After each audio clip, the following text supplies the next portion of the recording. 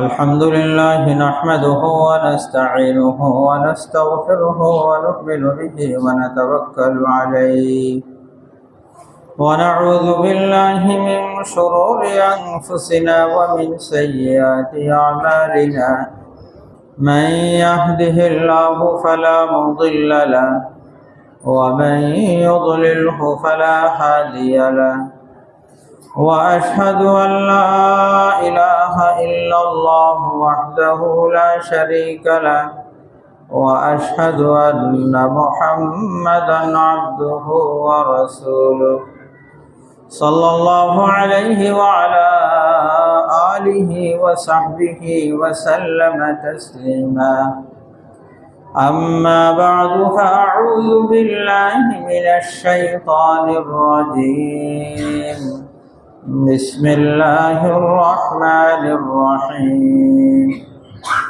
يا أيها الذين آمنوا كتب عليكم الصيام كما كتب على الذين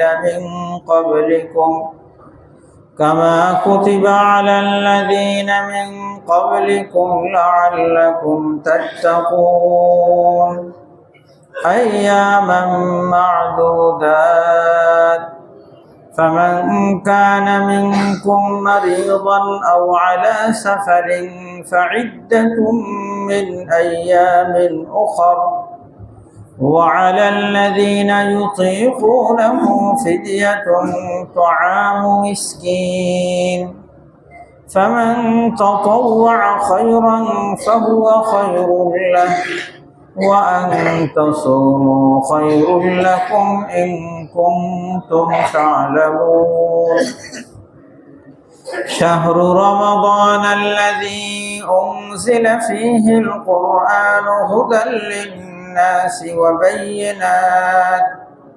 وبينات من الهدى والفرقان فمن شهد منكم الشهر فليصم ومن كان مريضا أو على سفر فعدة من أيام أخر يريد الله بكم اليسر ولا يريد بكم العسر ولتكملوا العدة ولتكبروا الله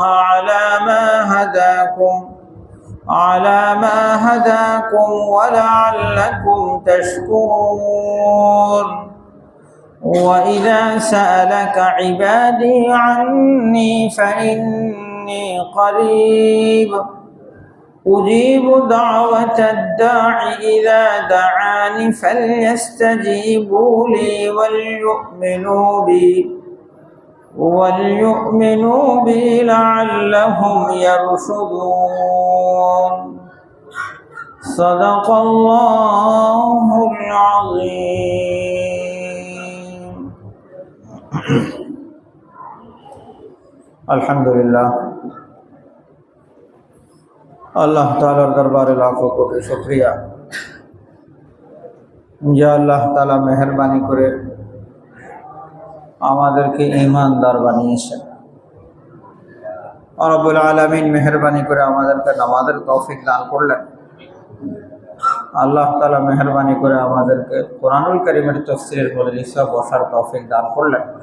এই জন্য সকলেই শুকরিয়া আদায় করে বলি আলহামদুলিল্লাহ। আল্লাহ তাআলা মেহেরবানি করে আমাদের এই বসাকে কবুল আর মঞ্জুর করে নেন, আমিন। কোরআনের নির্দেশনা শোনার জন্য আমরা এখানে বসলাম। আল্লাহ তাআলা আমাদের সকলকে আমলের নিয়তে শোনার তৌফিক দান করেন, আমিন। আজকে আমি আপনাদের সামনে সূরাতুল বাকারার 183 নম্বর আয়াত থেকে 4টি আয়াত তেলাওয়াত করলাম। এই আয়াতগুলোর সম্পর্ক রোজার সাথে,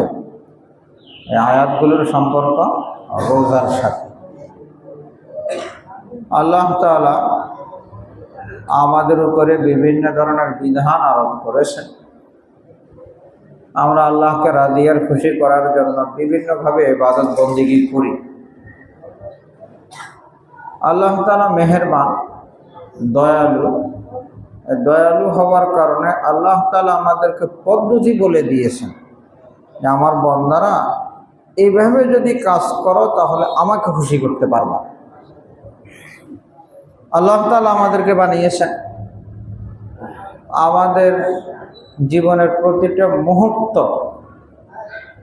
আল্লাহ তাআলার দয়া আর মেহেরবানিতে আমরা চলছি। শারীরিক মানসিক বিভিন্ন ধরনের নিয়ামত আল্লাহ তাআলার আমরা কি ভোগ করছি। তো আল্লাহ তাআলা আমাদেরকে দুনিয়াতে পাঠিয়েছেন। দেখেন, দুনিয়াতে আর যা কিছু আছে সব কিছু আল্লাহ তাআলা পয়দা করেছেন আমাদের উপকারার্থে, আমাদের জন্য বানিয়েছেন। এই সূর্য বলেন, চন্দ্র বলেন, এই পাখা বলেন আর বাতাস বলেন, সব তো আল্লাহ তাআলা আমাদের জন্য বানিয়েছে। পবিত্র কোরআনুল কারীমে আল্লাহ তাআলা বলেন, ওয়া খালাকা লাকুম মা ফিল আরদি জামিআ, যে আল্লাহ তাআলা এই জমিনে যা কিছু আছে সব তোমাদের জন্য পয়দা করেছে। আমরা বিভিন্নভাবে তার থেকে উপকৃত হই, কিন্তু আল্লাহ তাআলা আমাদেরকে পয়দা করেছেন আল্লাহ তাআলার ইবাদত বন্দেগী করার জন্য। ওয়া মা খালাকতুল জিন্না ওয়াল ইনসা ইল্লা লিয়াবুদুন। রব্বুল আলামিন এতটুকু চান যে আমরা যেন আল্লাহর কথা মেনে আল্লাহ তাআলাকে রাজি আর খুশি করে যেন আমরা কবরে যাই। যারা আল্লাহকে রাজি আর খুশি করে কবরে যেতে পারবে তাদের জন্য তো পুরস্কার, তাদের জন্য জান্নাত। আল্লাহ তাআলা আমাদেরকে তৌফিক দান করেন, আমিন। কিন্তু কেউ যদি আল্লাহকে নারাজ করে যদি কবরে যায় তাহলে তার জন্য তো শাস্তির ব্যবস্থা। আল্লাহ তাআলা আমাদেরকে হেফাজত করেন। তো আল্লাহ তাআলা বলে দিয়েছেন যে এইভাবে যদি কাজ করো, আমল করো, তাহলে আমি রাজি আর খুশি।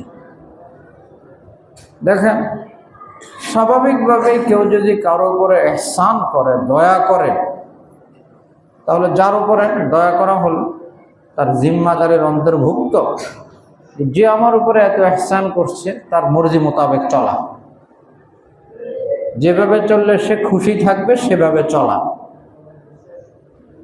অনেক সময় সন্তানরা নারাজ হয়, মা বাবা কোনো কাজের উপরে অসন্তুষ্টি প্রকাশ করেছে, তো তখন সন্তানরা বলে যে এটাতে যে আমার বাবা নারাজ হবে এটা তো আমি জানি না, বাবা তো কোনোদিন বলে দেয় না যে এটা করলে কি হবে, বাবা অসন্তুষ্ট, এটা করলে অমুক মুরব্বী অসন্তুষ্ট হবে, সেটা তো আমাদেরকে কোনোদিন বলে দেওয়া হয়নি, বলে দিলে তো আমরা ঠিকই ওইভাবে চলতাম। কি বলেন, বলা হয় না অনেক সময় এরকম? কিন্তু আল্লাহ তাআলা আমাদেরকে বলে দিয়েছেন যে এভাবে চলো, এভাবে চললে আমি রাজি আর খুশি। এটাও আল্লাহ তাআলা রহম করমের একটা বহিঃপ্রকাশ, যে আল্লাহ তাআলা চান আমরা যেন আল্লাহ তাআলাকে মেনে ফরমাবরদারি করে আল্লাহ তাআলাকে যেন রাজি আর খুশি করি। রব্বুল আলামিন আমাদেরকে কিছু ইবাদত তো এমন দিয়েছেন যে ইবাদতের সম্পর্ক আমাদের শরীরের সাথে, আবার কিছু ইবাদত এমন দিয়েছেন সেগুলোর সম্পর্ক আমাদের অর্থের সাথে, টাকা পয়সার সাথে। টাকা পয়সার সাথে ইবাদত যাকাত।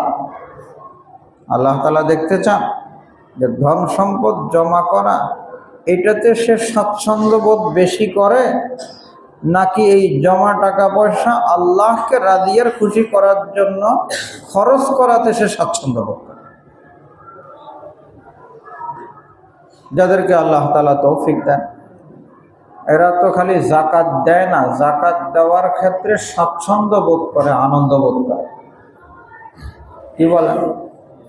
যাকাত দেওয়া কিন্তু দুই ধরনের হয়। ফ্যানটা দাও। যাকাত দেওয়া দুই ধরনের, একটা তো হলো দিলাম, না দিয়ে উপায় নাই, আল্লাহর বিধান না দিলে কি হবে, গুনাহ হবে, এই জন্য দিলাম। আর আরেকটা হলো খুশি খুশি দেওয়া, এবার আল্লাহই তো দিয়েছেন, আল্লাহ তাআলা দিয়েছেন, 40 ভাগের 1 ভাগ আল্লাহ তাআলা দান করতে বলেছেন, আর সেই দান করলেও আল্লাহ তাআলা আমাকে কি দিবেন, সওয়াব দিবেন। তো একটা হলো না পারতে দেওয়া, আর একটা হলো স্বাচ্ছন্দ্যের সাথে দেওয়া। কি বলেন, দুইটার মধ্যে পার্থক্য আছে না? তো একটা হলো মালি ইবাদত, আর্থিক ইবাদত, আর আরেকটা হলো শারীরিক ইবাদত। শারীরিক ইবাদত নামাজ। নামাজের মধ্যে তো কি খরচ হয় না? অর্থ খরচ হয় না, শরীরের মেহনত হয়, শারীরিক ইবাদত। আবার কিছু ইবাদত এরকম যেটা অর্থ খরচ হয়, শরীরেরও কি আছে? মেহনত আছে। হজ, হজ করতে গেলে কি শারীরিক মেহনতও আছে, আবার সাথে কি হবে? অর্থ খরচ হবে। শারীরিক যে ইবাদত বন্দেগীগুলো, এগুলোর মধ্যে আবার দুইটা ধরন। একটা হলো করতে হবে, আর আরেকটা হলো না করতে হবে। যেখানে আল্লাহ তাআলা করতে বলেছেন সেখানে করা ইবাদত, আর যেখানে না করতে বলেছেন সেখানে না করাটা কি? ইবাদত। যেখানে খেতে বলেছেন সেখানে খাওয়া ইবাদত, আর যেখানে খানা ত্যাগ করতে বলেছেন সেখানে খানাটা পরিহার করা কি হবে? ইবাদত। রব্বুল আলামিন নামাজের ইবাদত যেরকম হযরত আদম আলাইহিস সালাতু ওয়াস সালাম থেকে শুরু করে আমাদের নবীজি মুহাম্মদুর রাসূলুল্লাহ সাল্লাল্লাহু আলাইহি ওয়াসাল্লাম পর্যন্ত সব উম্মতের জন্য কি ছিল? নামাজের ইবাদত ছিল। বাকি কারো নামাজ 5 ওয়াক্ত ছিল, কারো নামাজ কম ছিল, কারো নামাজে রুকু ছিল, কারো নামাজে কি ছিল না? রুকু ছিল না। ধরন প্রকৃতির মধ্যে ভিন্নতা ছিল, পরিমাণগত ভিন্নতা ছিল, বাকি নামাজের ইবাদত সব উম্মতের উপরে ছিল। অনুরূপ আরেকটা ইবাদত হলো রোজার ইবাদত। এই রোজার ইবাদত আল্লাহ তাআলা হযরত আদম আলাইহিস সালাতু ওয়াস সালাম থেকে শুরু করে এই উম্মতের পর্যন্ত সকলের উপরে রোজার ইবাদত ছিল, না খাওয়ার ইবাদত। আল্লাহ তাআলা রোজা সংক্রান্ত বিধান নাজিল করছেন সূরাতুল বাকারার এই আয়াতগুলোতে। রব্বুল আলামিন বলেন, ইয়া আইয়ুহাল্লাযীনা আমানু কুতিবা আলাইকুমুস সিয়াম। ইয়া আইয়ুহাল্লাযীনা আমানু, হে ঈমানদারগণ। কে ডাকছেন? আল্লাহ তাআলা ডাকছেন। কাদেরকে ডাকছেন? ঈমানদারদেরকে ডাকছেন। আমরা তো ঈমানদার। তো রব্বুল আলামিন যারা ঈমানদার তাদেরকে ডাকছেন হে ঈমানদার বলে। হযরত আব্দুল্লাহ বিন মাসউদ রাদিয়াল্লাহু তাআলা আনহু বলেন যে কোরআনুল কারীমের যে সমস্ত জায়গার মধ্যে ইয়া আইয়ুহাল্লাযীনা আমানু বলেছে, যারা সত্যিকার অর্থের ঈমানদার তারা তো ওই ডাক শোনার সাথে সাথে আগ্রহের সাথে, স্বাচ্ছন্দ্যের সাথে তারা দিলের কান খাড়া করবে যে আল্লাহ তাআলা আমাকে ডেকে বলছেন। কি বলছেন? যা বলছেন আমরা অক্ষরে অক্ষরে পালন করব। ইয়া আইয়ুহাল্লাযীনা আমানু কুতিবা আলাইকুমুস সিয়াম, তোমাদের উপরে ফরজ করা হয়েছে রোজা।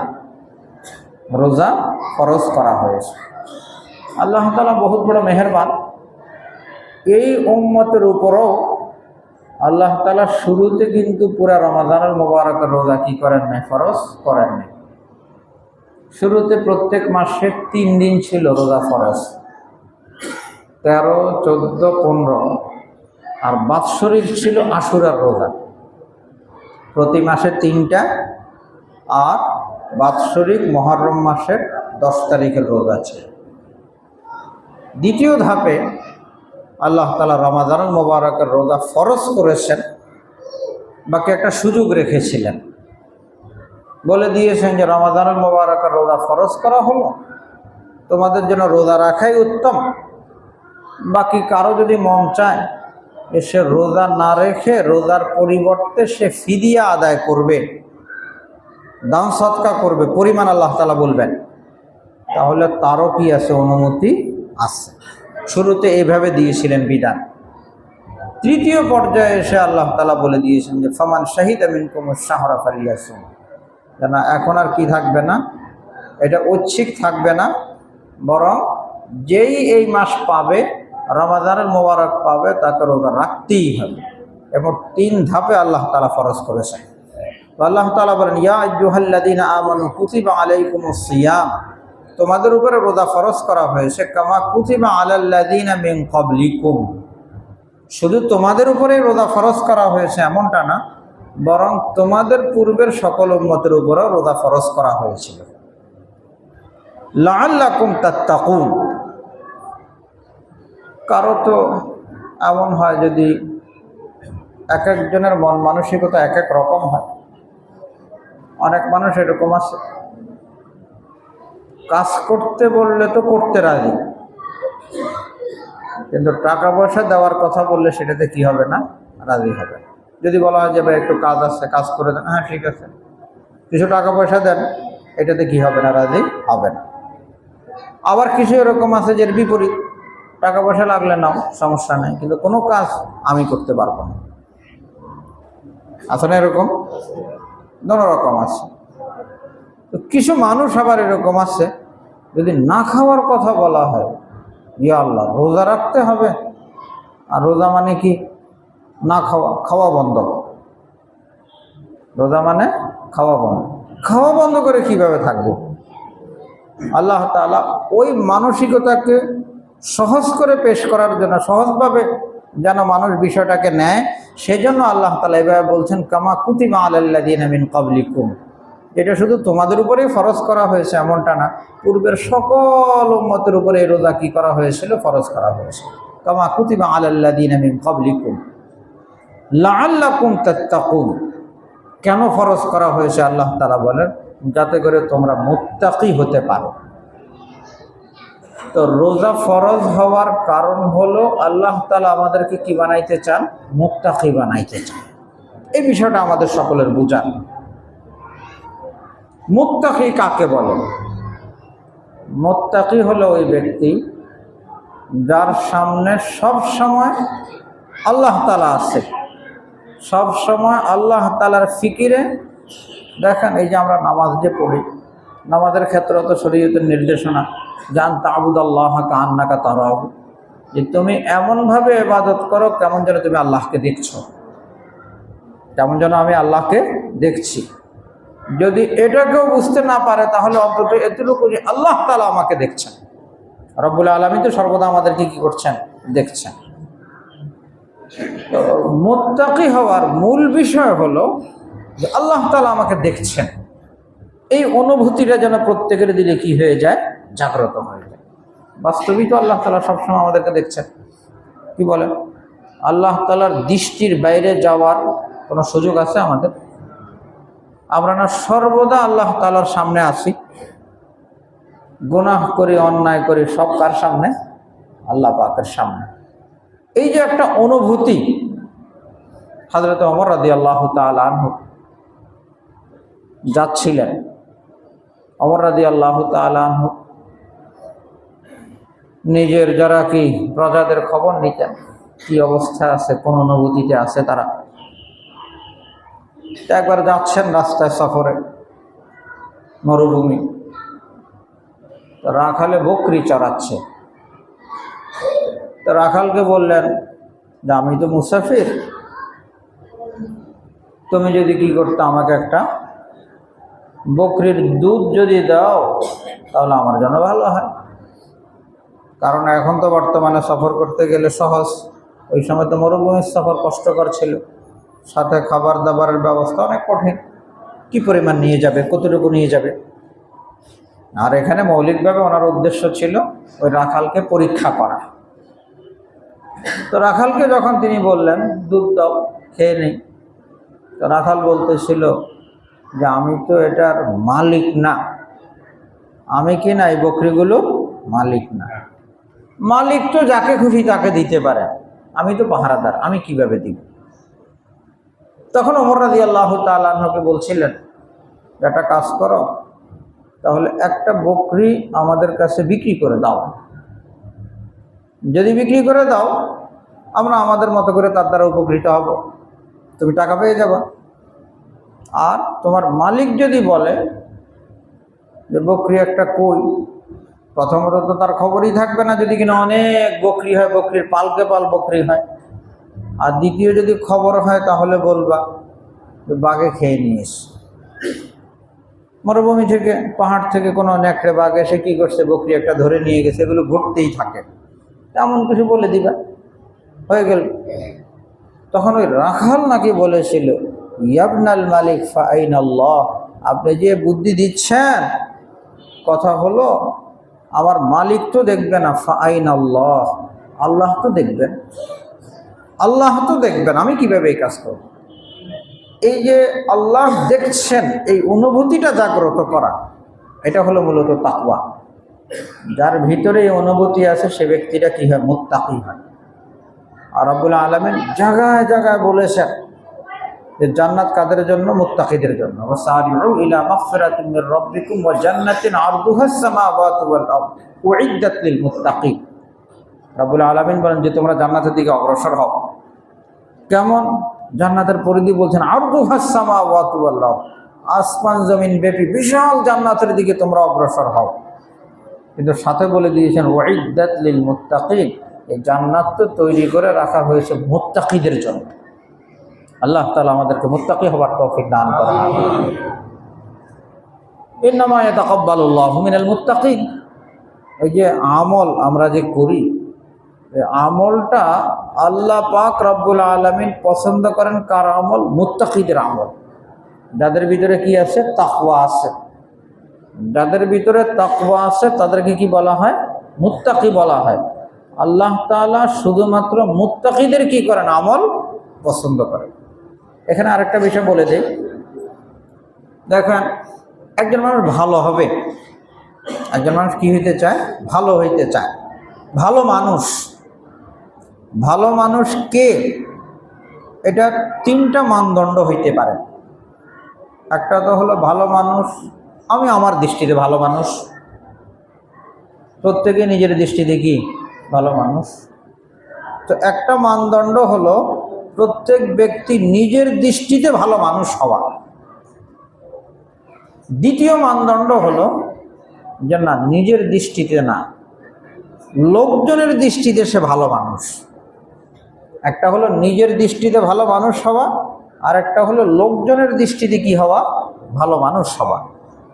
আর 3 নম্বর হলো আল্লাহ তাআলার দৃষ্টিতে ভালো মানুষ হওয়া। তিনটা কি এক? বলেন। কেউ যদি নিজের দৃষ্টিতে ভালো মানুষ হয় তাহলে সে অহংকারী হবে। সে কি হবে? অহংকারী হবে। না, আমি ভালো মানুষ, আমার মতো আর কেউ নেই, আমি সব ভালো করি, তার ভিতরে অহংকার আসবে। শয়তান এই মানদণ্ডকে ব্যবহার করে মানুষকে অহংকারী বানায়।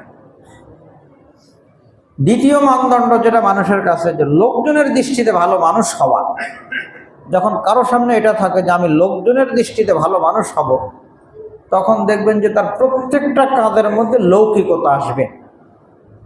দান সদকা করবে কিসের জন্য? গোপনে করবে না ওপেন করবে? সকলকে দেখিয়ে করবে, কারণ সে তো লোকজনের দৃষ্টিতে কি হইতে চায়? ভালো মানুষ হইতে চায়। কোরআন তেলাওয়াত করবে, যত কিছু করবে, সব দেখবেন যে ঘুরে ফিরে মানুষ যেন জানে।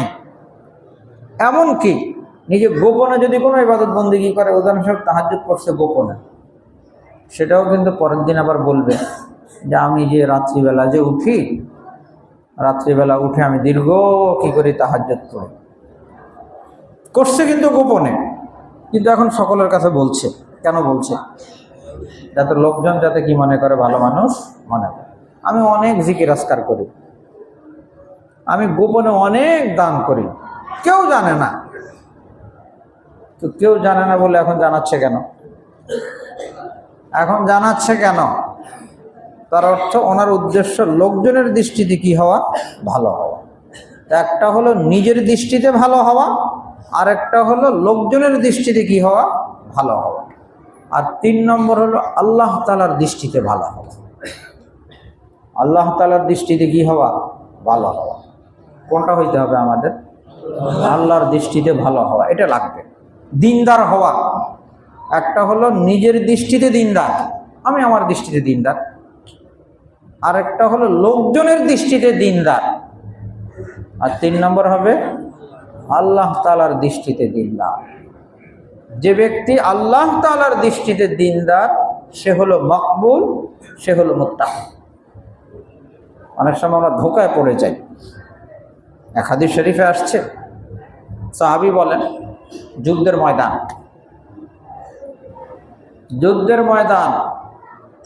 এর মধ্যে এক সাহাবী এত প্রাণপণ যুদ্ধ করছে, সবার থেকে আগে বেড়ে যুদ্ধ করছে। একটা তো হলো আমরা এখানে বসে আছি আর স্বাভাবিক অবস্থায় নামাজ পড়ছি, আরেকটা হলো জিহাদের ময়দান, যে কোনো মুহূর্তে জান চলে যাবে, কত কঠিন ইবাদত। তো ওই কঠিন কাজটা সে খুব স্বাচ্ছন্দ্যের সাথে সকলের থেকে আগে বেড়ে আঞ্জাম দিচ্ছে। সাহাবায়ে কেরাম বলেন যে আমরা দেখে বড় আশ্চর্য হচ্ছিলাম, এত বিরক্ত। নবীজি সাল্লাল্লাহু আলাইহি সাল্লাম দেখে বললেন, এই লোকটা তো জাহান্নামী, এই লোকটা তো কি জাহান্নামী। ওই সাহাবী বলেন, আমরা তো বড় চিন্তায় পড়ে গেলাম, এত চমৎকার যুদ্ধ করছে, এত নেককার, কিন্তু নবীজি কি বললেন? জাহান্নামী। সাহাবী বলেন যে আমি ওই লোকের পিছনে পড়ে গেলাম, দেখি তার শেষ পরিণতি কি হয়। তো দেখলাম খুব যুদ্ধ করছে, অবশেষে সে মারাত্মক আহত হয়েছে, কঠিন আহত হয়েছে। আহত হয়ে ছটফট শুরু করেছে, এরপরে নিজের তলোয়ার নিয়ে নিজের গলা কেটে আত্মহত্যা করেছে। নাউযুবিল্লাহি মিন যালিক। তখন ওই সাহাবী বলেন, আমি এই দৃশ্য দেখে জলদি করে নবীজির কাছে আসলাম, এসে বললাম, আশহাদু আন্নাকা রাসূলুল্লাহ, আমি সাক্ষ্য দিচ্ছি যে সত্যিই আপনি আল্লাহর রাসূল। কারণ প্রথমে যখন বলেছে নবীজি সাল্লাল্লাহু আলাইহি সাল্লাম, তখন তো সন্দেহে পড়ে গেছে, পরে দেখলো যে বাস্তবতা আসলেই তো জাহান্নাম। নবীজি সাল্লাল্লাহু আলাইহি ওয়াসাল্লাম যখন এই কথা শুনলেন, তখন বললেন, ইন্নাল্লাহা লা ইউআইয়িদু হাযা দ্বীন বির-রাজুলিল ফাজির, যে আল্লাহ তাআলা কখনো কখনো আল্লাহর অপছন্দের বান্দা দ্বারাও দ্বীনের সহযোগিতা নেন। এই কথাটা বুঝতে হবে যে আল্লাহ তাআলার পছন্দসই বান্দা না, যে তার দ্বারাও কি নেন? দ্বীনের কাজ নেন। আসলে এই লোকটা মুনাফিক ছিল, আসলে এই লোকটা কি ছিল? মুনাফিক ছিল। যে কথা বলতেছিলাম, সে তো মানুষের দৃষ্টিতে কি ছিল? দিনদার ছিল, কিন্তু আল্লাহর দৃষ্টিতে কি ছিল না? দিনদার ছিল না। তো আমাদের টার্গেট তো লাগবে যে আল্লাহর দৃষ্টিতে কি হওয়া? দিনদার হওয়া। লোকজনের দৃষ্টিতে দিনদার হওয়া না, নিজের দৃষ্টিতে দিনদার হওয়া না। নিজের দৃষ্টিতে দিনদার হলে সে অহংকারী হবে, আর লোকজনের দৃষ্টিতে দিনদার হওয়ার বিষয় যদি থাকে, তাহলে তার মধ্যে রিয়া আসবে, লৌকিকতা আসবে। আর যদি আল্লাহ তাআলার দৃষ্টিতে দিনদার হয়, তখন তার উপরে আল্লাহ তাআলা রাদিয়ার খুশি হয়।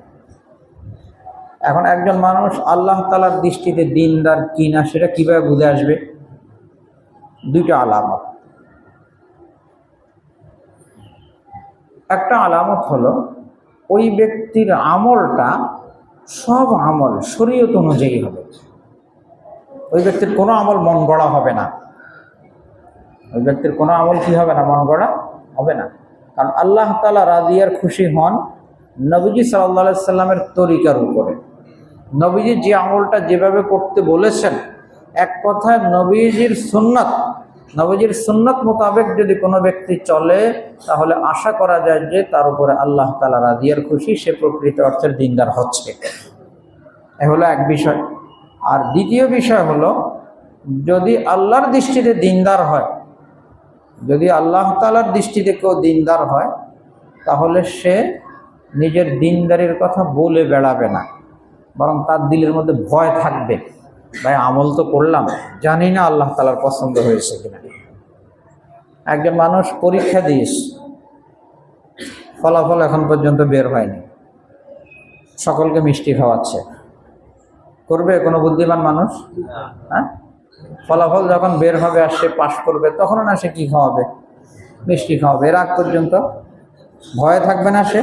তো কোনো ব্যক্তি যদি আল্লাহ তাআলার দৃষ্টিতে দিনদার হয়, তাহলে সে ভয়ে থাকবে, আল্লাহ আমল তো করলাম, কতটুকু কবুল করেছেন আল্লাহ তাআলা সেটা তো আল্লাহ পাক ভালো জানেন। অতএব এই আমল কারো কাছে পেশ করার যোগ্য না। আল্লাহ তাআলা যদি কবুল করে নেন, তাহলে তো অনেক কিছু। মরার পরে যখন ফলাফল প্রকাশ পাবে, তখন তো আমি ধন্য, যদি কিনা আল্লাহ তাআলা কবুল করেন। আর আল্লাহ তাআলা কবুল না করলে তো সব কি হয়ে যাবে? বেকার হবে। তখন ওমর রাদিয়াল্লাহু তাআলা আনহু বলেন, যদি আকাশ থেকে ঘোষণা হয় যে একজন জান্নাতি, তাইলেও আমার কি থাকবে? আশা থাকবে। আবার যদি কি হয়, একজন জাহান্নামের ঘোষণা আসে, তাহলে আমার ভয় থাকবে যে আমি না জানি আমি সেই লোকটা। এগুলো আল্লাহর দৃষ্টিতে দিনদার হওয়ার আলামত, আল্লাহ তাআলার দৃষ্টিতে দিনদার হওয়ার আলামত। আল্লাহ তাআলা আমাদেরকে বিষয়টা বোঝার তৌফিক দান করেন, আমিন। তো রব্বুল আলামিন বলেন লাআল্লাকুম তাত্তাকুন, যাতে করে তোমরা মুত্তাকি হইতে পারো। যে ব্যক্তি মুত্তাকি হবে তার আমল আল্লাহ তাআলা কবুল করেন, আল্লাহ তাআলা পছন্দ করেন। মুত্তাকি ব্যক্তি আল্লাহ পাকের নাফরমানি করে না, আল্লাহ তাআলাকে নারাজ করে না। যখনই আল্লাহ তাআলার নারাজগির কোনো বিষয় তার দ্বারা ঘটে যায়, তখন সাথে সাথে তওবা ইস্তেগফার করে।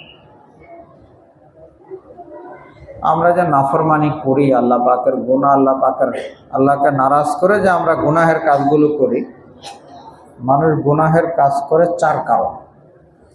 আল্লাহ তাআলাকে নারাজ করে কয় কারণে? 4 কারণ। প্রথম কারণ নফসের চাহিদা। প্রত্যেক মানুষের মধ্যে যেমনিভাবে ভালোর প্রতি আকর্ষণ আছে, খারাপের প্রতিও কি আছে? আকর্ষণ আছে। আল্লাহ তাআলা কোরআন কারিমে বলে দিয়েছেন ইন্নান নাফসা লাআম্মারাতুম বিসসু, যে নফস সব সময় কি করে? খারাপ জিনিসের কি করে? হুকুম করে।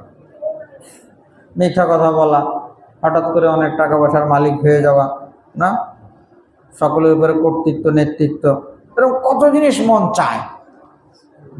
তো মানুষ এই মন চাহিদার কারণে কি করে? আল্লাহ পাকের নাফরমানি করে। দ্বিতীয় হলো শয়তানের প্রবঞ্চনায় পড়ে কি করে? আল্লাহ পাকের নাফরমানি করে। কয় কারণ হলো? 2 কারণ। একটা হলো মনের চাহিদার কারণে, দ্বিতীয় হলো শয়তানের প্রবঞ্চনার কারণে। 3 নম্বর কারণ হলো পরিবেশের কারণে। গুনাহের পরিবেশে পড়ে গেছে, ফ্রেন্ড সার্কেল সব গলত, তাদের সাথে থেকে সে কিছুদিনের মধ্যে কি হয়ে গেছে? নেশাগ্রস্ত হয়ে গেছে, নেশা আক্রান্ত হয়ে গেছে। পরিবেশ, তত মানুষ পেরেশান যে ছেলেটা বখাটেদের সাথে কি বখাটের পাল্লায় পড়ে গেছে। এই যে পরিবেশের কারণে নষ্ট হয়ে যায়। আর 4 নম্বর কারণ হলো গুনাহের বদ অভ্যাস হয়ে যাওয়া। অভ্যাস, কথা মিথ্যা কথা বলে। এখন বুঝতেছে মিথ্যা কথা বলাটা ঠিক না, কিন্তু এরপরও তালে তালে এসে যায়। হয় কিনা এরকম? গালি দেয়, গালি দেওয়ার অভ্যাস হয়ে গেছে। প্রয়োজন নাই সেখানেও গালি দিচ্ছে। গালি দেওয়া তো কবিরা গুনাহ, কিন্তু বাদ দিতে পারতেছে না, কেন? অভ্যাস হয়ে গেছে। এমন 4 কারণে মানুষ কি করে? গুনাহ করে। 1 নম্বরে নফসের কারণে, 2 নম্বরে শয়তানের কারণে, 3 নম্বরে অভ্যাসের কারণে, 3 নম্বরে পরিবেশের কারণে, 4 নম্বরে হলো কিসের কারণে? অভ্যাসের কারণে। আল্লাহ তাআলা আমাদেরকে রমাদানুল মুবারক দান করেছেন যাতে করে আমরা মুত্তাকি হইতে পারি। রব্বুল আলামিন এটা বলছেন। রমাদানুল মুবারককে আল্লাহ তাআলা তাকওয়ার জন্য উপযোগী করে বানিয়েছেন, একজন মানুষ যেন মুত্তাকি হয়ে যেতে পারে সহজে। কিভাবে? রমাদানুল মুবারকে মানুষ রোজা রাখে, রোজা রাখার কারণে নফস দুর্বল হয়, নফসের চাহিদা কি হয়ে যায়? দুর্বল হয়ে যায়। যারা বেশি বেশি রোজা রাখে তাদের জন্য দিনের পথে অগ্রসর হওয়াটা সহজ হয়, আর যারা রোজা রাখে না তাদের জন্য দিনের পথে আসাটা কঠিন হয়। তো রমাদানুল মুবারকে সবাই রোজা রাখে, তো রোজার কারণে কি হয়ে যায়? নফস দুর্বল হয়। দ্বিতীয় হলো শয়তান। রমাদানুল মুবারক শুরু হইলে তো আল্লাহ তাআলা শয়তানকে কি করেন? শিকলাবদ্ধ করেন। তো যার কারণে শয়তানি প্রবঞ্চনাও কি হয়ে যায়? থেমে যায়, কমে যায়। আর পরিবেশ, রমাদানুল মুবারকে দ্বীনি পরিবেশ কায়েম হয়ে যায় না? গুনাহের পরিবেশ কমে যায় না? আল্লাহ তাআলা পরিবেশ কমায় দেয়। হ্যাঁ, বাকি কারো যদি বদঅভ্যাস যদি থাকে সেটা তো তাকে কি করতে হবে? ছাড়তে হবে। তো এই যে 4 জিনিসের মধ্যে 3 জিনিস দেখেন আল্লাহ তাআলা নফস পয়দা করছেন, এখানে তো আমাদের কোনো দখল নেই, আল্লাহই কি করছেন? বানিয়েছেন। হ্যাঁ, বাকি নফসকে নফসের খোরাক দিয়ে, নাফরমানি দিয়ে এটাকে মোটা তাজা করা, গুনাহের দিকে আরো বেশি অ্যাডভান্স করা, এটা আমরা করেছি। মন তো আল্লাহ তাআলা বানিয়েছেন। দ্বিতীয়ত শয়তানকে তো আল্লাহ তাআলা বানিয়েছেন। আর শয়তানের কথা শুনে শুনে শয়তানের সাথে সুসম্পর্ক আমরা কায়েম করেছি। পরিবেশ তো আল্লাহ তাআলা বানান, বাকি সেই পরিবেশের মধ্যে আমরা নিজেরা যুক্ত হয়ে এখানে তো আমাদের দখল আছে। এই তিনোটা বিষয় আল্লাহ তাআলা সহজ করে দেন, কিন্তু অভ্যাসটা তো আমিই করেছি, আর কেউ তো করে না। কি বলেন? গুনাহ করে করে অভ্যাস করাটা সেটা নিজের না? হ্যাঁ, এক হাদিস শরীফে আসছে, এক সাহাবী জিহাদ করতে করতে শাহাদাত বরণ করেছেন, কিন্তু যখন খুব বেশি আহত হয়েছেন তখন এই যে হাতের মধ্যে উনি ছিদ্র করেছেন, হাতের মধ্যে ছিদ্র করেছে, সেখান থেকে রক্ত বের হয়েছে।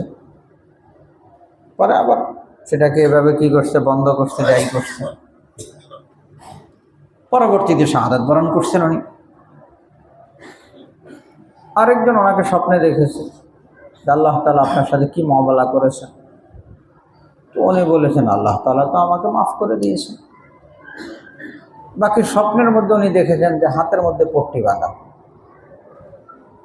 এখন স্বপ্নের মধ্যে জিজ্ঞাসা, হাতের মধ্যে পট্টি বাঁধা কেন? তখন উনি বলেছেন আল্লাহ তাআলা আমাকে বলেছেন লান নুসলিহা মা আফসাদতা, তুমি নিজে যেটাকে নষ্ট করছো এটা আমি কি করব না, ঠিক করব না। তুমি যেটাকে নষ্ট করছো এটা আমি কি করব না, ঠিক করব না, এমনি থাকবা। এটা দ্বারা বোঝানোর উদ্দেশ্য যে অভ্যাসটা তো শুধুই কি করেছি, আমরা নিজেরা করেছি। আমরা যখন দুনিয়াতে আসছি তখন তো আমাদের মিথ্যা কথা বলার বদ অভ্যাস ছিল না, গালি দেওয়ার বদ অভ্যাস আমাদের ছিল না, কটাক্ষ করে কথা বলার বদ অভ্যাস ছিল না, গীবত শিকায়েতের বদ অভ্যাস ছিল না।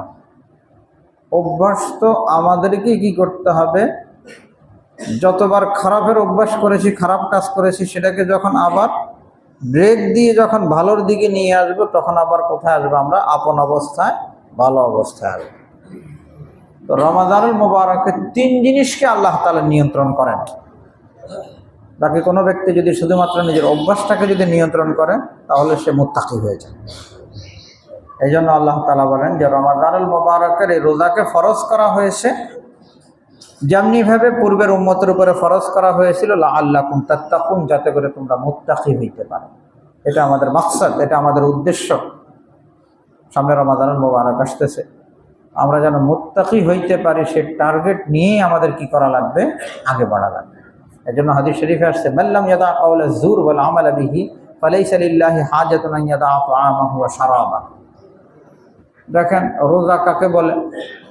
রোজা তো হলো পানাহার, না, পান করা, খাওয়া, স্ত্রী মেলামেশা, এগুলি থেকে কখন থেকে, শবে সাদেক থেকে শুরু করে সূর্য ডুবা পর্যন্ত নিজেকে বিরত রাখা, এই তো রোজা। অথচ অন্য সময় কিন্তু এগুলো হালাল, অন্য সময় পানাহার হালাল। রোজা রাখলে আর কি করা যাচ্ছে না, পানাহার করা যাচ্ছে না। পানাহার করা যাচ্ছে না কেন? পানাহার করতে গেলে আল্লাহ পাক নারাজ হবে, এই জন্য। অথচ এই সময়ের বাইরে যদি কেউ করলো তাহলে কোনো সমস্যা নাই। আর যদি রমাদানুল মুবারক না হয়, অন্য সময় যদি হয়, তাহলেও কোনো সমস্যা নেই। তার অর্থ কিছু হালাল জিনিস থেকে নিজেকে বিরত রাখা, কিছু হালালের উপরে ব্যারিকেড লাগান, এ হলো রোজা। তো যদি হালালের উপরে আল্লাহ বলার কারণে ব্যারিকেড এসে যায়, আর যেগুলো শুরু থেকে হারাম এবং সর্ব অবস্থায় হারাম, সেগুলোর উপরে ব্যারিকেড কে লাগাবে? যে ব্যক্তি দিল থেকে স্বাচ্ছন্দ্যের সাথে রোজা রাখবে, সে হালালের উপরে ব্যারিকেড লাগাচ্ছে, তাহলে অবশ্যই অবশ্যই সে তার জীবনের উপরে যত হারাম আছে, হারাম থেকেও নিজেকে কি করবে, হেফাজত করবে। কেন করবে? রোজা অবস্থায় খাইলে যেরকম আল্লাহ নারাজ হবে, মিথ্যা কথা বললেও তো আল্লাহ পাক কি হবে, নারাজ হবে।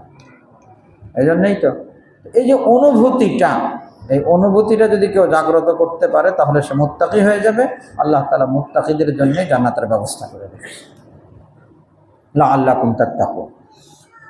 এরপর আল্লাহ তাআলা বলেন আইয়ামাম মা'দুদাত, সব সময় রোজা রাখা লাগবে এমনটা না, অল্প কয়েকদিনের রোজা।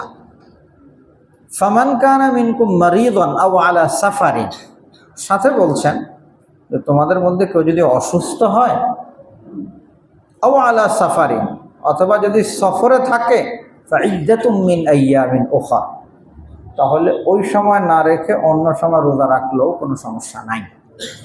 কোনো ব্যক্তি যদি কি হয়, অসুস্থ হয়, অসুস্থ হলে সে রমাদানুল মুবারকের রোজা রাখলো না, পরবর্তীতে রোজাগুলোর কি করবে, কাজা করে নেবে।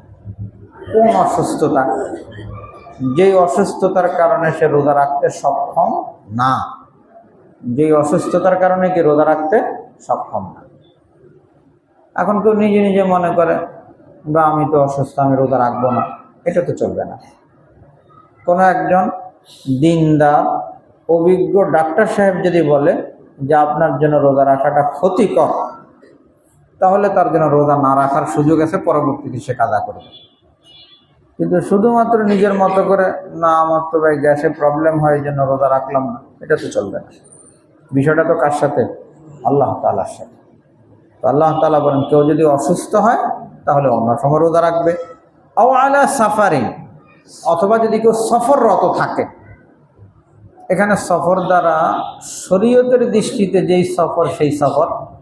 কোনো ব্যক্তি যদি নিজে যে এলাকায় থাকে সেখান থেকে সে রওনা হয়েছে ৭৮ কিলোমিটার দূরত্বের কোনো গন্তব্যের উদ্দেশ্যে, যদি ৭০ কিলো, মুসাফির না। ৭৭ কিলো, মুসাফির না। ৭৭ কিলো বা এর চেয়ে বেশি হলে তখন ওই ব্যক্তি কি হয়, মুসাফির হয়। তো মুসাফির ব্যক্তির জন্য রোজা না রাখার অনুমতি আছে, সে চাইলে পরবর্তীতে রোজা কাজা করবে। সে চাইলে পরবর্তীতে কি করবে, কাজা করবে। রাখতে চাইলেও রাখতে পারে। তো আল্লাহ তাআলা বলেন ফামান কানা মিনকুম মারিদান আও আলা সাফারিন ফাইদ্দাতুম মিন আইয়ামিন উখরা, যদি কেউ অসুস্থ হয়, তোমাদের কেউ যদি অসুস্থ হও অথবা সফরে থাকো, তাহলে অন্য সময় ফাইদ্দাতুম মিন আইয়ামিন উখরা। ওয়া আলাল্লাযিনা ইউতিকুনাহু ফিদিয়াতুন তুআমু মিসকিন। এই যে একটু আগে বলতেছিলাম যে রোজাটা 3 ধাপে এসেছে। প্রথম ধাপে প্রত্যেক মাসের 13, 14, 15 আর হলো মুহররম মাসের 10 তারিখ। আর দ্বিতীয় ধাপে রমাদানুল মুবারকের রোজা আল্লাহ তাআলা ফরজ করেছেন, বাকি এই সুযোগ দিয়েছেন যে কেউ চাইলে রোজা না রেখে কাফারাও আদায় করতে পারে। ওই কথা আল্লাহ তাআলা বলছেন ওয়া আলাল্লাযিনা ইউতিকুনাহু, যারা রোজা রাখার সক্ষমতা আছে, ফিদিয়াতুন তুআমু মিসকিন, তারা চাইলে এক মিসকিনের খাবার আদায় করে দিতে পারে। কোনো ব্যক্তি যদি রোজা রাখতে না পারে, বর্তমান হালতে হলো কেউ যদি এখনো রোজা রাখতে পারছে না, ভবিষ্যতেও রোজা রাখতে পারবে বলে এই আশা নাই, তার ক্ষেত্রে হলো রোজার ফিদিয়া। এটাকে আমাদের সাধারণ পরিবেশে আমরা কাফারা বলি, রোজার কাফারা দেয়। কিন্তু কোরআনী পরিভাষায় রোজার কাফারা না, রোজার ফিদিয়া। ফিদিয়া কি? আল্লাহ তাআলা বলে দিয়েছেন ফিদিয়াতুন তুআমু মিসকিন, এক মিসকিনের তোয়াম, তোয়াম মানে খাবার। একজন মিসকিনের একদিনের খাবার হলো এক রোজার ফিদিয়া। ফিদিয়াতুন তুআমু মিসকিন। ফামান তাতাওয়া খায়রান ফাহুয়া খায়রুল লাহ। যে সময় ঐচ্ছিক বিষয় ছিল তখনকার ক্ষেত্রে আল্লাহ তাআলা বলছেন, হ্যাঁ যদিও এই সুযোগ আছে, রোজা রাখার সক্ষমতা থাকা সত্ত্বেও সে কী করবে, এক মিসকিনের খাবার ফিদিয়া হিসেবে আদায় করবে। কিন্তু কেউ যদি ফামান তাতাওয়া খায়রান, যদি কিনা কেউ রোজা রাখলো কষ্ট করে, ফাহুয়া খায়রুল লাহু, এটা তার জন্য উত্তম, এটা তার জন্য কল্যাণকর। উদ্বুদ্ধ করছেন আল্লাহ তাআলা, ওয়া আন তাসুমু খায়রুল লাকুম, তোমরা রোজা রাখবে এটাই তো তোমাদের জন্য কল্যাণকর, ইন কুনতুম তা'লামুন। শাহরু রমাদান আল্লাযী উনজিলা ফীহিল কুরআন। এরপর আল্লাহ তাআলা বলেন শাহরু রমাদান, রমাদান মাস, আল্লাযী উনজিলা ফীহিল কুরআন, রমজান মাসে কোরআনুল কারীম নাজিল করা হয়েছে। পবিত্র কোরআনুল কারীম দুইভাবে নাজিল হয়েছে। প্রথমে লৌহে মাহফুজ থেকে দুনিয়ার আকাশে আল্লাহ তাআলা নাজিল করেছেন। লৌহে মাহফুজ থেকে দুনিয়ার আকাশে আল্লাহ তাআলা নাজিল করেছেন রমাদানুল মুবারকে। দুনিয়ার আকাশ থেকে 23 বৎসরের প্রয়োজন মাফিক যখন যে পরিমাণ প্রয়োজন আল্লাহ তাআলা জরুরত মনে করেছেন, সেই প্রয়োজন অনুপাতে রাসূল আকরাম সাল্লাল্লাহু আলাইহি সাল্লামের কাছে পাঠিয়েছেন। তো আল্লাহ তাআলা সে কথা বলছেন যে রমাদান মাস, এই মাসেই তো কোরআনুল কারীম নাজিল করা হয়েছে। হুদাল লিন নাস, এই কোরআনুল কারীমের মধ্যে রয়েছে মানুষের জন্য হেদায়েত। ওয়া বাইয়িনাতিম মিনাল হুদা, স্পষ্ট হেদায়েতের বিষয়, ওয়াল ফুরকান, এবং হক বাতিলের মধ্যে পার্থক্যকারী জিনিস। যে ব্যক্তি যত বেশি কোরআনুল কারীম পড়বে তার দিলটা তত হেদায়েতের আলো দ্বারা ভরবে। যার ভিতরে কোরআনুল কারীম যত তিলাওয়াত, যত কোরআন পড়া হবে, যত কোরআনের সাথে সম্পর্ক বাড়বে, তত সে হেদায়েতের দিকে যাবে। আর কোরআন থেকে যত দূরে যাবে মানুষ, তত কোন দিকে যাবে? অন্ধকারের দিকে যাবে। কোরআনুল কারীম আল্লাহ তাআলা নাযিল করেছেন রমাদানুল মুবারকে, যার কারণে রমজানের সাথে কোরআনের এক বিশেষ সম্পর্ক। রমজানের সাথে কোরআনুল কারীমের এক বিশেষ সম্পর্ক। নবীজি সাল্লাল্লাহু আলাইহি ওয়াসাল্লাম রমাদানুল মুবারকে অনেক বেশি পরিমাণে কোরআনুল কারীম তিলাওয়াত করতেন। জিবরিল আলাইহিস সালাতু ওয়াস সালামের সাথে রমাদানুল মুবারকে কোরআনের দাওর করতেন, জিবরাইলকে কোরআন শোনাইতেন। লাস্ট রমজানে নবীজি সাল্লাল্লাহু আলাইহি ওয়াসাল্লাম একাধিকবার কি করেছেন? হযরত জিবরিল আলাইহিস সালাতু ওয়াস সালামকে কোরআনুল কারীম শুনিয়েছেন। রমাদানুল মুবারকের সাথে কোরআনের বিশেষ সম্পর্ক, যার কারণে রোজার পাশাপাশি কোরআনুল কারীমের তিলাওয়াত, এটাও রমাদানুল মুবারকের একটা কাজ, এটাও আমাদের একটা কি বহুত বড় আমল, সেটাও আমাদের সকলের করা লাগবে। আল্লাহ তাআলা আমাদেরকে তৌফিক দান করেন। আমিন। এরপরে আল্লাহ তাআলা বলেন, ফামান শাহিদা মিনকুমুশ শাহরা ফালিয়াসুম। এখন হলো সর্বশেষ নির্দেশনা রমাদানুল মুবারকের ব্যাপারে। তো তোমাদের কেউ যদি রমাদানুল মুবারক মাস পাও, ফালিয়াসুমহু, তাহলে সে যেন অবশ্যই রোজা রাখে। রোজা রাখে। আগের বিধান ছিল সক্ষমতা থাকলেও ফিদিয়া দেওয়া যেত, কিন্তু এখন ফাইনাল যে না, রমাদানুল মুবারক পাইলে অবশ্যই রোজা রাখতে হবে। ওয়ামান কানা মারিদান, হ্যাঁ এখন যদিও রাখতেই হবে, তবে কোনো ব্যক্তি যদি অসুস্থ হয়, আও আলা সাফারিন, অথবা যদি সফরে থাকে, তাহলে সে ফাইদ্দাতুম মিন আইয়ামিন উখরা, সে অন্য সময় রোজা রেখে নেবে। ইউরিদুল্লাহু বিকুমুল ইউসর, আল্লাহ তাআলা তোমাদের থেকে সহজ চান। ওয়ালা ইউরিদু বিকুমুল উসর, কোনো কঠিন জিনিস আল্লাহ তাআলা তোমাদের উপরে চাপিয়ে দেন না। ওয়ালিতুকমিলুল ইদ্দাতা, আল্লাহ তাআলা চান যে গণনার কয়েকদিন, এক মাসের রোজা তোমরা পুরা করো। ওয়ালিতুকাব্বিরুল্লাহ আলা মা হাদাকুম, আর আল্লাহ তাআলা যে তোমাদেরকে হেদায়েত দিয়েছেন, এর উপরে তোমরা আল্লাহ তাআলার বড়ত্ব মহত্ব প্রকাশ করতে থাকো। ওয়ালা আল্লাকুম তাশকুরুন, আর আল্লাহ তাআলা চান যে তোমরা সকলে যেন শুকরগুজার হয়ে যাও, আল্লাহ তাআলার যেন কৃতজ্ঞতা প্রকাশ করো। ওয়া ইযা সাআলাকা ইবাদি আন্নী ফাইন্নী করিব, এরপরের আয়াতে আল্লাহ তাআলা বলেন, ওয়া ইযা সাআলাকা ইবাদি, হে নবী আপনাকে যদি জিজ্ঞাসা করে আমার বান্দারা আমার ব্যাপারে, ফাইন্নী করিব, আপনি বলে দেন আমি তো নিকটেই আছি। আল্লাহকে ডাকার জন্য দূরের থেকে কি জোরে বলতে হবে, এরপরে আল্লাহ তাআলা শুনবে, এমনটা তো না। আল্লাহ তাআলা বলেন আমি তো নিকটেই আছি। আর নিকটে থাকার কারণে কি বলেন, কোনো ব্যক্তি যদি আস্তে আস্তে যদি কোনো কিছু পড়লো, আস্তে আস্তে কোনো জিনিস বললো, তাহলে সেটাকে আল্লাহ তাআলা শুনতে পান না? অবশ্যই শুনতে পান। আল্লাহ তাআলা তো দিলের খবরও কি করেন, জানেন। অতএব আল্লাহ তাআলা যেহেতু নিকটেই আসছে, অতএব এমন কোনো পেরেশানি নাই যে কিভাবে বলবো, কোথায় আছে আল্লাহ তাআলা, কার ওয়াস্তায় বলবে, এমন কোনো মধ্যস্থতার বিষয় নেই। দেখেন আমাদের দিন ইসলাম বড় সহজ। অন্যান্য ধর্মাবলম্বীরা কিন্তু তাদের ধর্মীয় বিষয়কে অনেক কঠিন করে। হিন্দু ধর্ম যদি হয়, তখন সেক্ষেত্রে তাদের ভগবানের কাছে পৌঁছানোর জন্য সরাসরি কি তারা পারে? ব্রাহ্মণ টাম্মণ ঠাকুর কত কিছু লাগে না? হ্যাঁ, অন্যথা কি চলবে? তাদের চলবে না। কিন্তু আমাদের দিন ইসলামের মধ্যে প্রত্যেক বান্দার সাথে আল্লাহ তাআলার সম্পর্কটা সরাসরি। এখানে কোনো কি নেই, ভায়া নাই, কোনো ওয়াস্তা নাই, ওয়াস্তাবিহীন সরাসরি কার সাথে সম্পর্ক? আল্লাহর সাথে সম্পর্ক। এই জন্য আল্লাহ তাআলা বলছেন যে আমি নিকটে আছি। উজিবু দাওয়াতাদ দাঈ ইযা দাআন, কেউ যখন আমাকে ডাকে আমি তার ডাকে সাড়া দিই। আল্লাহকে ডাকলে আল্লাহ তাআলা তার ডাকে কি করেন? সাড়া দেন। যে কোনো বিষয় ডাকলে আল্লাহ তাআলা সাড়া দিবেন। দোয়া করলে আল্লাহ তাআলা সেই দোয়া কি করেন? কবুল করেন। দোয়া মানে তো আল্লাহকে ডাকা, দোয়া মানে আল্লাহকে ডাকা। তো কোনো ব্যক্তি, আল্লাহ তাআলা বলেন কেউ যদি আমাকে ডাকে আমি তার ডাকে সাড়া দিই। এখানে একটা বিষয় আমাদের বুঝে নেওয়া দরকার। অনেক সময় এমন হয় যে কোনো বিষয়ে দোয়া করলাম, অনেক দোয়া করি, অনেকে এসে বলে যদি অনেক দোয়া করলাম, কি হয় না? কবুল হয় না। অনেক দোয়া করে কিন্তু কি হয় না? কবুল হয়। এই বিষয়টা একটু বোঝার চেষ্টা করি। প্রথম বিষয় এখানে দেখেন, কোনো ব্যক্তি যদি থাকে হারামের উপরে, তার উপার্জন কিনা হালাল না, উপার্জন হারাম, পানাহার হারাম, তাহলে তার দোয়া আল্লাহ তাআলা কি করেন না? কবুল করেন না। এটা হাদিস শরীফে আসছে।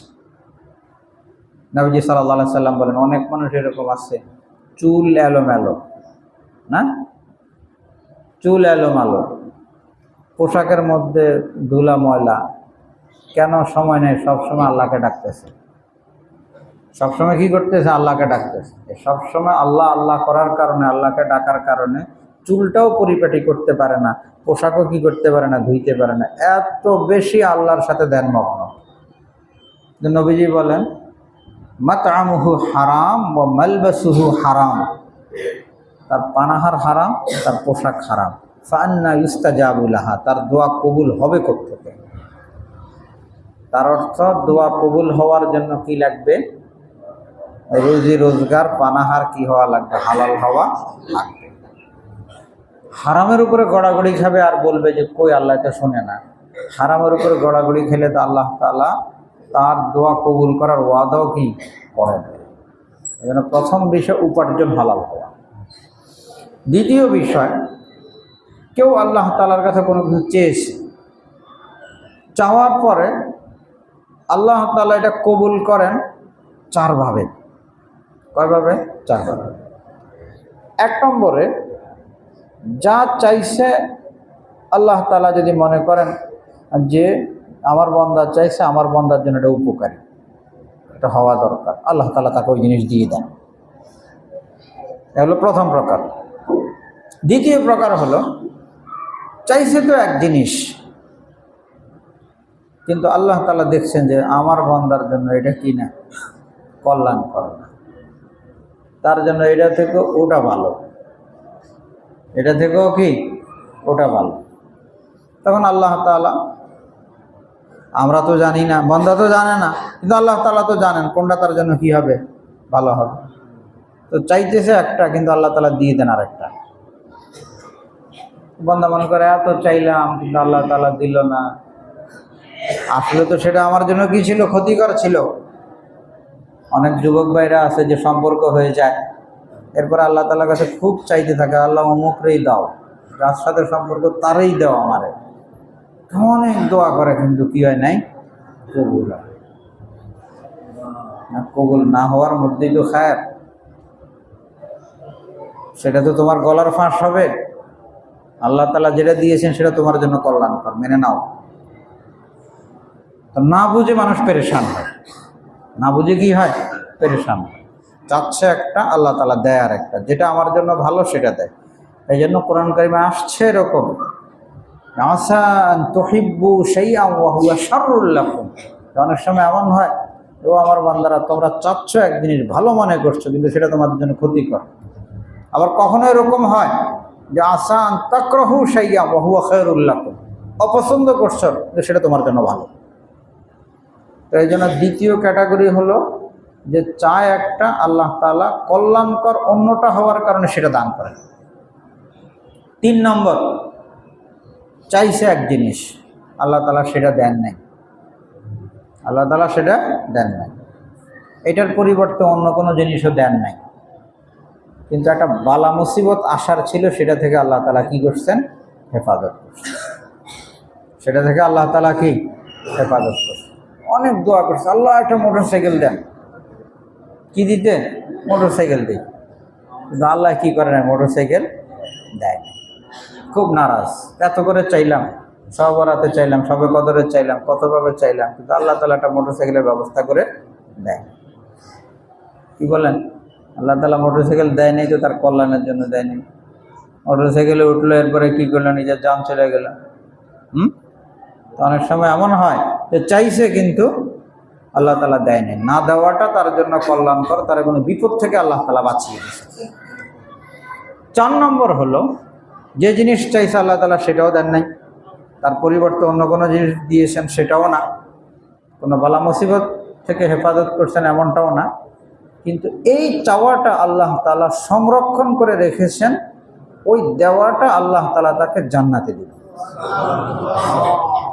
এই জন্য হাদিস শরীফে আসছে, এক লোক জান্নাতে যাওয়ার পরে দেখবে যে অনেক কিছু, সে বলে যে এত ইবাদত তো আমি করিনি, এটি কোথায় পাইলাম, এগুলো কোত্থেকে আসলো?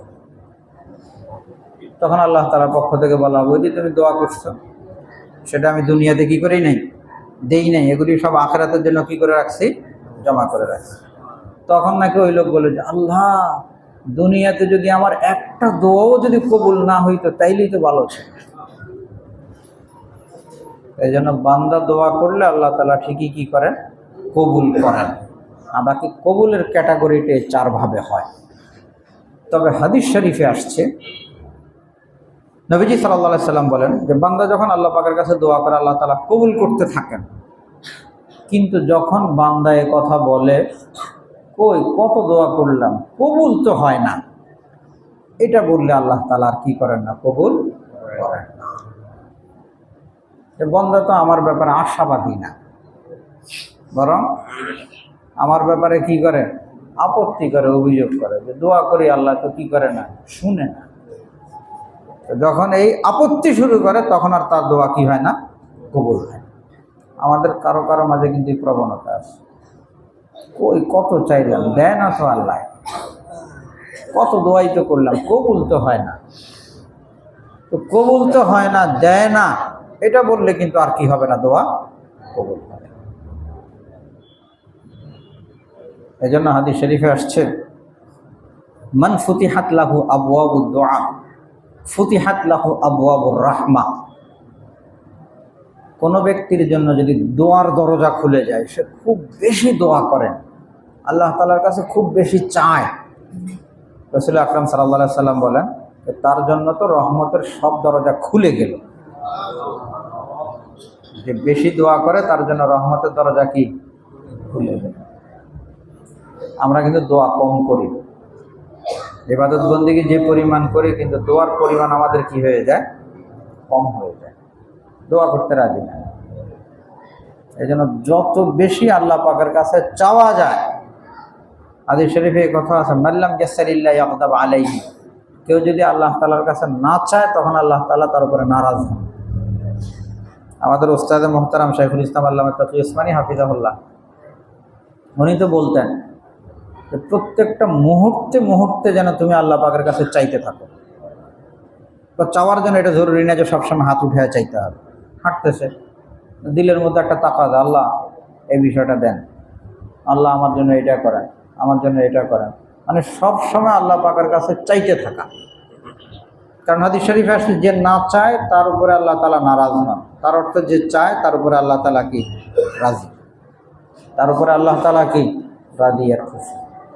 এই জন্য আল্লাহ তাআলা বলেন উজিবু দাওয়াতাদ দাঈ ইযা দাআন, কেউ যদি আমাকে ডাকে, আমার কাছে দোয়া করে, আমি তার ডাকে সাড়া দিই।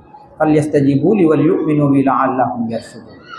যার ঈমান যত পাকা হবে, যত বেশি দোয়া করবে, আল্লাহ তাআলা তাকে তত বেশি কি দিবেন, হেদায়েতের রাস্তা তার জন্য খুলে দিবেন। যারা ঈমানদার তাদের জন্য তো বিশাল বড় সুযোগ আসতেছে, রমাদানুল মুবারক, রোজা, তিলাওয়াত, দোয়া, তারাবি, বিশাল বড় সুযোগ আসছে। নবীজি সাল্লাল্লাহু আলাইহি সাল্লাম রমাদানুল মুবারক আসার 2 মাস আগে থেকে কি করতেন, দোয়া করতেন। সাহাবায়ে কেরামের জিন্দেগিতে পাওয়া যায় 6 মাস আগের থেকে ওনারা কি করতেন, রমজানের প্রত্যাশা, প্রতীক্ষা আর দোয়ার ইহতেমাম করতেন। তো সেই রমাদানুল মুবারক আমাদের সামনে আসতেছে, রমাদানুল মুবারকের খুব কি করা লাগবে, কদর করা লাগবে। রমাদানুল মুবারকের খুব কদর করা লাগবে। যে সমস্ত কাজগুলো রমজানের আগে পিছে করা যায় সেটা আগে পিছে করে নিব, আগের কাজগুলো আগে সেরে নিলাম, রমজানে যাতে কি না করা লাগে, ওই কাজগুলো করা না লাগে। রমজানটা যেন একেবারে ফ্রেশ, খালি ইবাদত বন্দেগীতেই বেশি সময় কি করা যায়, কাটানো যায়, এটা আমাদের করণীয়।